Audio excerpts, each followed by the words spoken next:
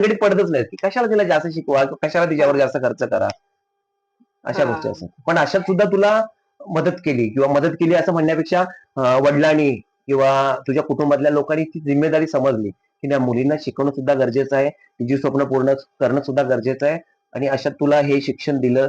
तुझ्यावर जो पण त्यांनी एक प्रकारचा आपण खर्च समजूया, हा जो पण खर्च केला ज्या आर्थिक परिस्थितीमध्ये असताना सुद्धा, ही गोष्ट खूपच कौतुक करण्यासारखी आहे. तर तुला या गोष्टीबद्दल काय वाटतं? कारण तू जळगाव सारख्या ठिकाणची आहेस, आजूबाजूच्या खेड्यातल्या मुली सुद्धा आहेत की बाबा ठराविक शिक्षणानंतर त्यांचं शिक्षण बंद करतात, पुढे शिक्षण घेत नाहीत. पण मी प्राऊड फील करते की भाऊ माझा असा आहे की एज्युकेटेड, माझी बहीण पण अशी व्हावी. अं, आणि त्याने फुल सपोर्ट केलाय मला आतापर्यंत. अं, आणि वडिलांची पण अशी अपेक्षा होती की त्यांच्या मुलीनं काहीतरी मुलांच्या सोबत राहून, मुलांच्या खांद्याला खांदा लावून काहीतरी केलं पाहिजे, बरोबर आहे. अशी त्यांची पहिल्यापासून इच्छा होती.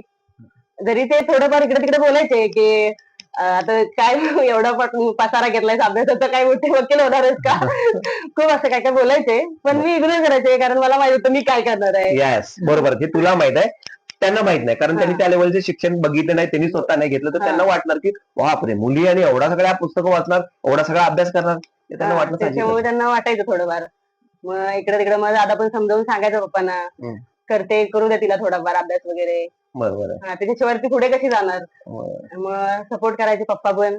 आई तर माझी काही शिकलेली नाहीये, पण फुल सपोर्ट. माझ्या आईसारखी कुठे आई भेटणार नाही.